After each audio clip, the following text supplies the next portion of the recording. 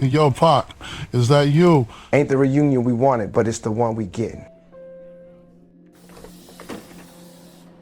Yo, this crazy as hell. Whole bunch of people said you were still alive. Nah, I ain't say all that.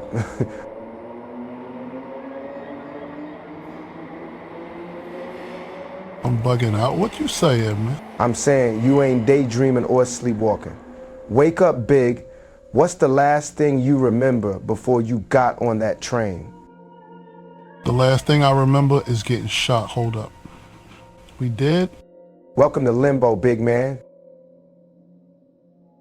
Unbelievable. You've been stuck down here this whole time? Yeah, but it's like time don't exist. Couldn't tell you if I've been here for a few days, a few weeks, a few years. Man, you got shot in Vegas like 6 months ago. Cold part is every time you get shot, I get blamed for it. Look, I was angry, paranoid, shot. I didn't pass go. I didn't get $200. I got sent directly to jail after getting hit in New York. And the whole time I'm locked up, people telling me Brooklyn, bragging your hood was behind it. You know, I ain't had nothing to do with you getting robbed at Quad. I didn't know who all was in that other session. I didn't even know you was coming to the studio. You already know who set you up. I warned you about, dude. Truth be told, you wasn't the only one to give me a heads up in general. But when I asked you after the fact, you ain't say none. Didn't come see me. Didn't put anything on my books. Trust don't come easy after that. Especially when the system playing chess with my life, but you in the streets talking about Frank White. You the king of New York, right? Don't be like that. You've been around long enough to know how the game go in the city. Intimidation, extortion, mob rules. I know all that, but I wasn't gonna let nobody punk me. Loyalty is all or nothing. I thought you had my back. I tried to look out. After I told you to fall back from old boy, I got robbed, and the streets telling me you was the one who told him about what I told you. I ain't know they came at you over that. Well, that BS they was talking in Rikers, ain't nobody bothered to tell you that story, huh? I mean, I tried to visit you in the hospital. You said the system was playing chess with your life. Meanwhile, the streets was playing chess with mine. Okay, so when I asked you about it straight up, you steady dodging the answer. That's a problem. I was stuck between a rock and a hard place, but I ain't set you up. You knew exactly who did it. You put them all on blast with against all odds. A couple cats caught strays on the track who ain't had nothing to do with it, but you hit spot on with the primary target. That's because he had the balls to send me a message while I was laid up recovering, talking trash, telling me I need to get my money right or whatever. And somebody told me the dude who shot me had done some type of security for y'all. I believed it at first, but one of the Bloods and Rikers talked me off the ledge. Explained how if the shooters had ever been on your security detail, the detectives would have easily connect all the dots and put charges on you. And then as soon as I was ready to let you off the hook, bang, you dropping records talking about who shot you.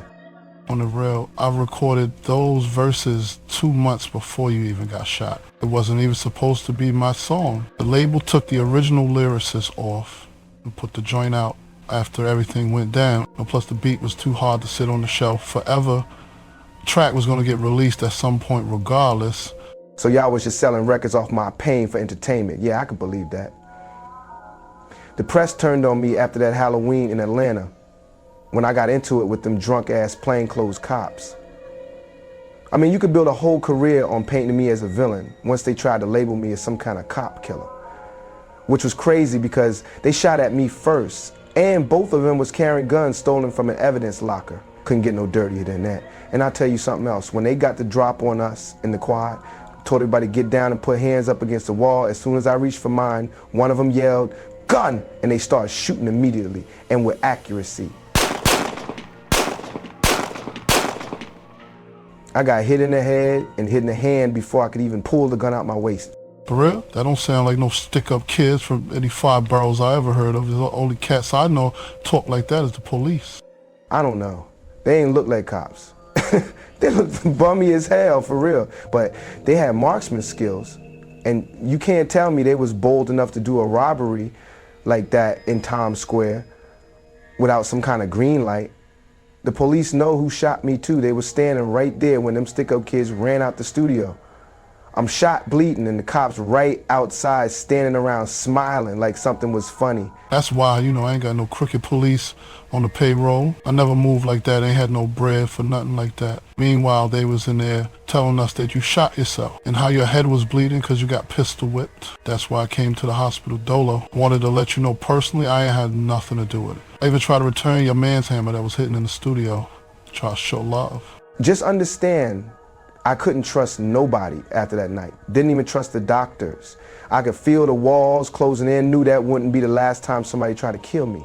I was in interviews going hard, channeling my inner Lord Cyrus, saying too many positive things about rappers getting together to build up and protect the community. The system starts to panic when you focus on working together and being constructive, and now you basically telling me they was feeding you misinformation from the minute I got rolled into the ambulance. The whole situation was out of control. Since we keeping it real, I thought you was gonna come to your senses and apologize to me someday, until I heard that hit 'em up. Once I found out y'all bit off that sample, the gloves came off, and I take war deeply. I don't make no beats, man. But your wife was the one who told you about the sample, right? I'll put it like this, we was going through some things and she calls me up before the studio session, said you was gonna pay 25 G's for the feature. I wasn't gonna tell her not to go get money. Now that I think about it, I was only supposed to get 7,000 for the session at the Quad, and I was way more famous than her at the time.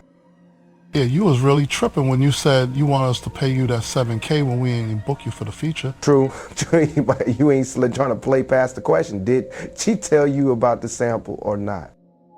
You're right. She told me about everything. She told you everything? Everything. Get it? Tupac. But look, you got every right to feel like I violated, but you need to realize by then all kinds of beef was already spilling into the street. So since we airing it all out, there is something I've been wanting to ask you. What's the question? Did you think I was on a video set when you got dog trailer shot up in Brooklyn? Nah, it wasn't even like that. I mean, I knew them Red Hook jokers was wildin', but I didn't know they was gonna rush the scene dumping shots with no rap. All I knew was cousin was blowing up the radio station while I was up there, so I was thinking like, you wanna advertise you in town. Bet, say no more. Thank God nobody got hit, cause if anybody caught a hot one that day, the hip hop police would have been kicking in the door, waving bracelets with my name on it. You dig? Damn, man, we both played right into it. What you mean? That COINTELPRO playbook.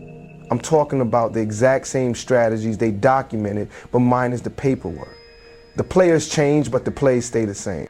Sounds like some old conspiracy theory talk. You've been down here too long, man.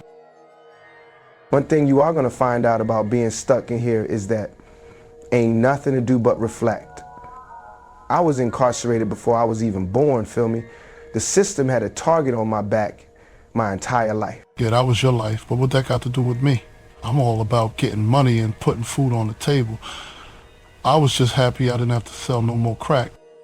Who put the drugs in your community to sell? Who gave you more time in jail for possessing those crack rocks than they gave the men who sold you the cocaine to cook it with in the first place? That's real, but man, you wasn't beefing over no drugs.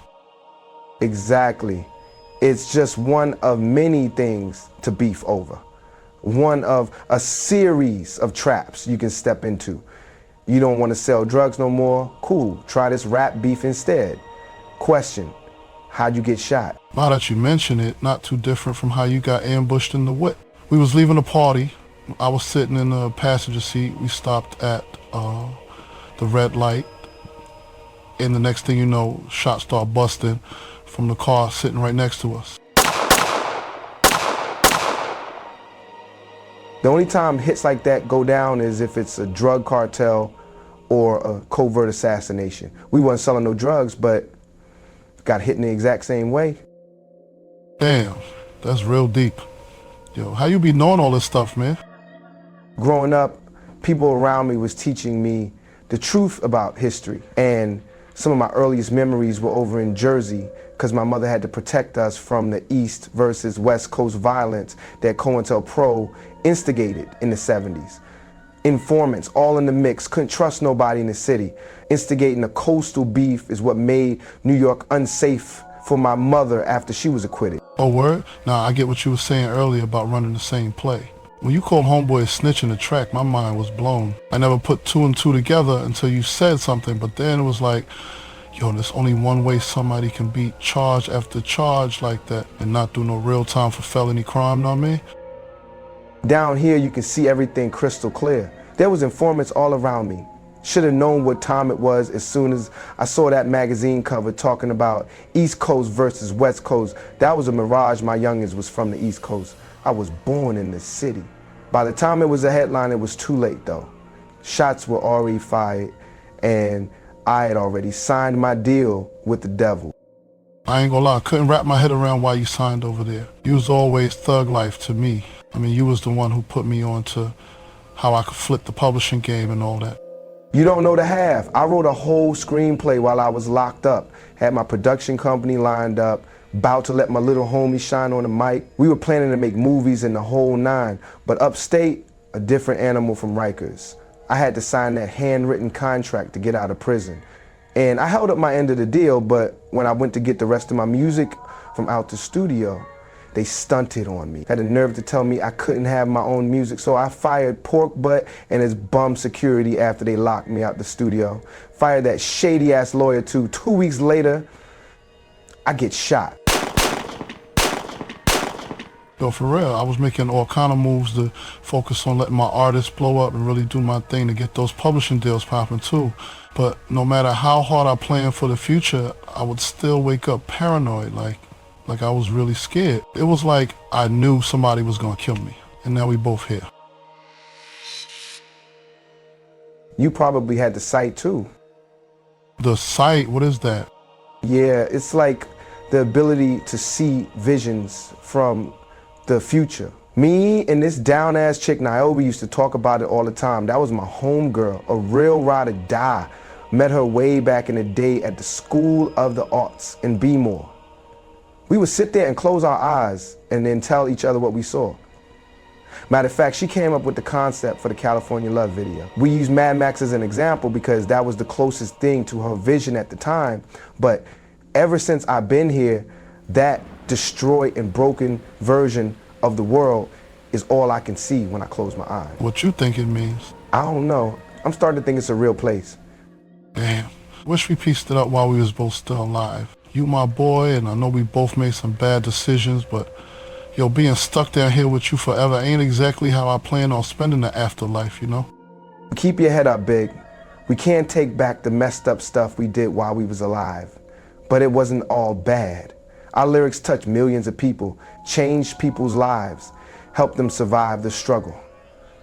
I've always known freedom wouldn't come in my lifetime.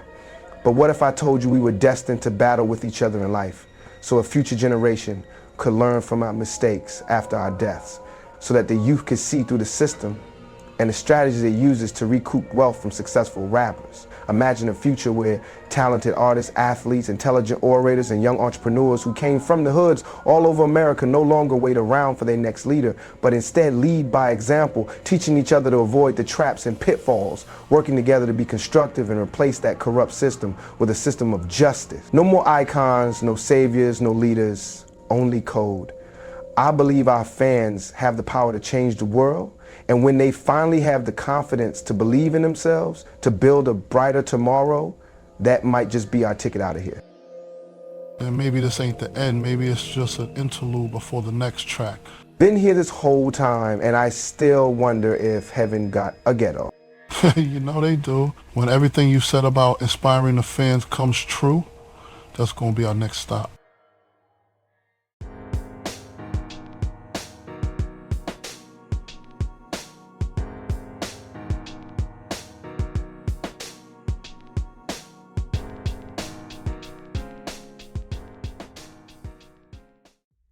So what we gotta do to get some food up in this place? Can't say I ever felt hungry since I've been here, but I found a locker over there full of cookies. Are the cookies by the crunch? Nah, they were chocolate chip last time I looked.